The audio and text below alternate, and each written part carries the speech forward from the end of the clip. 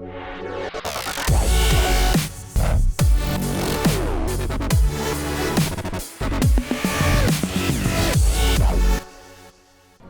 Friends, स्वागत है आपका मेरे चैनल में। तो आज मैं आपके सामने उपस्थित हूँ एक और बुक की अनबॉक्सिंग लेकर, जो मेरे पास यहाँ पर मौजूद है। ये पैक ही है। एक्चुअली मैंने इसे थोड़ा सा खोल लिया है। दरअसल ये इस पैकेजिंग में आई थी और मैंने एक सेलर से इसे परचेज़ किया था, तो मैंने इसे ओपन कर ही लिया था, इसको टीयर कर लिया था।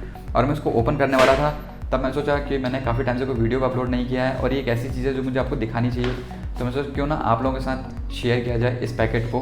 तो जिस सेलर से मैंने ये ख़रीदा है, उन्होंने एक अच्छा सा नोट भी लिख के भेजा है। Kishan, I truly appreciate your purchase and look forward to doing business with you again in the future.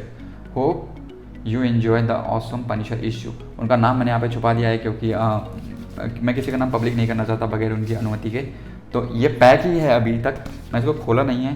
तो आइए फटाफट इसको खोल लेते हैं और देख लेते हैं कि जो हमें मिलता है वो क्या है। एक्चुअली मैंने वीडियो टाइटल में डाल ही दिया, पनिशर का पहला इशू है, तो जाहिर तौर पर पनिशर का पहला इशू मिलेगा। लेकिन मैं ये देखना चाहता हूँ कि भाई उसकी क्वालिटी कैसी है। तो पनिशर का जो पहला इशू है ऑनगोइंग सीरीज़ का, वो 1987 में आया था। वैसे तो पनिशर का जो अपीयरेंस है वो स्पाइडरमैन की कॉमिक्स में आया था, द अमेजिंग स्पाइडरमैन। लेकिन वो जो की किताब है वो बहुत ही ज़्यादा कॉस्टली है। तो यहाँ पर अच्छे ढंग से इन्होंने पैक करके भेजा है। भाई कदरदान जो आदमी होता है ना, जो इंसान बेचता है, वही कदर कर सकता है कि हम जो चीज़ भेज रहे हैं वो कितनी इंपॉर्टेंट है। इसलिए उन्होंने अच्छे से पैकेट करके भेजा है, जिससे बारिश वगैरह में ख़राब नहीं हो या फिर मुड़े तुड़े नहीं, क्योंकि भाई कलेक्टर आदमी है और पनिशर का पहला इशू है इसके अंदर, तो वो वैसे ही कलेक्टिबल आइटम है। और मैं वैसे भी पनिशर का बहुत ही बड़ा फ़ैन हूँ।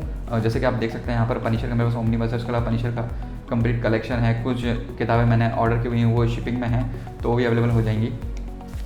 तो ये जो किताबें पड़ी हुई हैं यहाँ पर, इनका भी मैं आपके सामने रिव्यू करूंगा इसी चैनल पर। तो अगर आपने चैनल को सब्सक्राइब नहीं किया है तो अभी के अभी कर लीजिए, क्योंकि इन दोनों पनिशर्स का जो भी है, पनिशर का एक पूरा एक यहाँ पर बंच पड़ा हुआ है मेरे पास, उसका मैं रिव्यू करूंगा। और उस पनिशर ओमनीबस को भी आपको दिखाऊंगा कि क्या है उनके अंदर भी स्टोरी और किस तरीके के हैं वो। तो आइए सबसे पहले इसको हम अनबॉक्स कर लेते हैं, इसको अनरैप कर लेते हैं। ये मैंने इसका पैकेट हटा लिया है। ओहो, ठीक है। और इसको हम खोल लेते हैं। इन्होंने काफ़ी अच्छे ढंग से इसको पैक करके भेजा है, तो इस बात की तो इनके लिए इनको दाद देनी पड़ेगी। ये देखिए, इसमें भी इन्होंने अंदर रैप करके भेजा है अच्छे से। ओके, अच्छा, तो इन्होंने कॉम्प्लीमेंट्री में शायद एक कॉमिक्स और दी है, थोर की कोई सी। अब थोर की कौन सी किताब है ये देखना पड़ेगा। ये देखिए, वाह, थोर का the mighty Thor at the gate of Valhalla. ये इशू हमें कॉम्प्लीमेंट्री दिया है उन्होंने, वेरिएंट एडिशन। तो चलिए, अच्छा है। ये इशू कोई ज़्यादा पुराना नहीं है, ये शायद नया ही इशू है, तो इसको मैं दिखाऊंगा बाद में। पहले हम काम की चीज़ देख लेते हैं, जो है पनिशर का यह इशू। ये देखिए, पनिशर का ये फर्स्ट इशू है, first issue of unlimited series.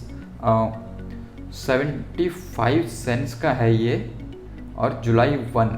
तो ये ओरिजिनल प्रिंट है 1987 का, क्योंकि 87 में पनिशर आया था। तो ये देखिए, मैं आपको पास से दिखा देता हूँ।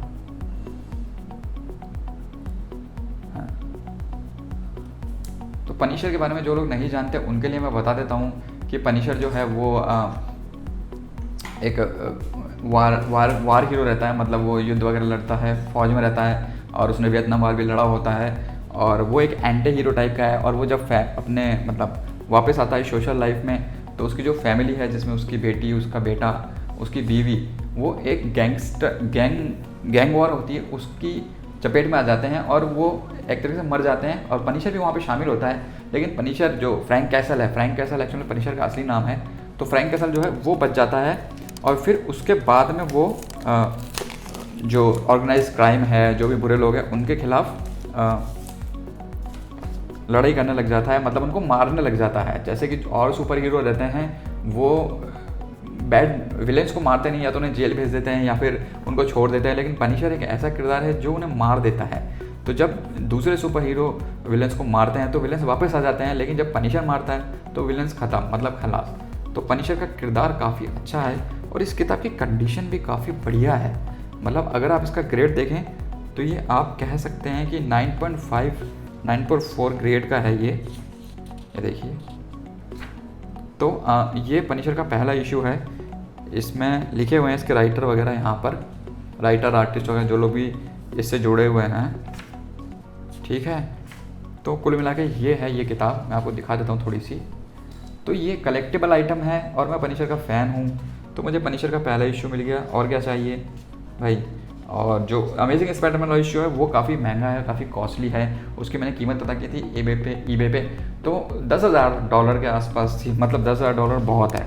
इस बुक की वैल्यू हालांकि इतनी नहीं है, अराउंड $100 और $150 के आसपास, 100, 120, 80 ऐसे अलग अलग वेरिएशन मैंने कुछ चेक किए थे। तो इन वेरिएशंस में इसकी कॉस्ट निकली थी इस किताब की। तो आप ऑन एन एवरेज मान सकते हैं कि ये $100 के आसपास का इशू होगा। मैंने कितने में ख़रीदा वो मैं आपको नहीं बताऊंगा, लेकिन ये मेरे पास अब मेरे कलेक्शन में आ गया है। मैं पनिशर का डाई हार्ड फ़ैन हूँ और मेरे पास पनिशर का पहला इशू आ गया। इससे ज़्यादा और क्या चाहिए। तो ये थी इसकी अनबॉक्सिंग। अब हम ज़रा थोर का भी दिखा देते हैं, जो एक सरप्राइज़ पैकेज था। तो थोर की भी मैं आपको दिखा देता हूँ ये क्या है। ऐसे तो अच्छी चीज़ें, उन्होंने एक किताब एक्स्ट्रा भेज दी मेरे पास। थोर का मैं कोई इतना बड़ा फ़ैन नहीं हूँ, लेकिन अभी थोर जो है मार्वल एवेंजर्स MCU वगैरह की वजह से थोड़ा ज़्यादा लाइमलाइट में आ गया है। तो ये थोर का ये तो नया इशू लग रहा है, क्योंकि यहाँ पर ऐप स्टोर और प्ले स्टोर वगैरह के लोगो दिए हुए हैं। तो ये इतना कोई पुराना इशू नहीं होगा थोर का। एक्चुअल में इसमें थोर की शायद एक आँख दिखाई गई है, जैसा कि थोर रैग्नारॉक में भी था। तो ठीक है, मतलब ये तो एक कॉम्प्लीमेंट्री मिल गई मुझे। वैसे मैंने इसको एक्सपेक्ट नहीं किया था, लेकिन क्या ठीक है, कुछ ना होने से कुछ होना अच्छा। तो ये थोर का इशू था। बाकी जो मेन चीज़ थी वो थी ये पनिशर का इशू। तो ये मुझे मिल गया और ये मेरे कलेक्शन में रहेगा। उसकी कंडीशन जो है वो बहुत ही बढ़िया है। मतलब कहीं से भी इसमें कोई भी कोना फटा हुआ नहीं है, और ना कहीं भी स्क्रैचेस नहीं है, कोई वियर्ड साइन नहीं है, कहीं से पेज कोई टॉर्न नहीं है। ऐसा लगता है जैसे कि ये पड़ा ही रहा इशू और फिर मैंने ले लिया। और इसकी ऑथेंटिसिटी मैंने उस सेलर से पूछी थी कि भाई इसकी क्या ऑथेंटिसिटी है, कि ये एक्चुअल में ओरिजिनल इशू है। तो उसकी ऑथेंटिसिटी यहाँ पे लिखी हुई है 1987 ये लिखा हुआ है। The Punisher volume number 1 July 1987 publish by Marvel comic group. तो ये लिखा हुआ है और 75 सेंट्स का इस पर प्राइस है। तो ये रीप्रिंट तो नहीं है, ये फर्स्ट प्रिंट ही है, तो बहुत ही अच्छी बात है। खैर ये छोटा सा एक वीडियो था पनिशर का मेरा। तो अगर आपको वीडियो पसंद आया तो चैनल को सब्सक्राइब कर लीजिए, इस वीडियो को लाइक कर दीजिए, शेयर कर दीजिए। उसके अलावा अगर आपके कोई क्वेश्चंस वगैरह हो कॉमिक्स बुक से रिलेटेड, तो वो आप मुझसे नीचे कमेंट बॉक्स में पूछ सकते हैं। और कई लोग मुझसे ये सवाल पूछते हैं कि भाई आपने ये कॉमिक्स कहाँ से ली, ये चीज़ आपने कहाँ से ली।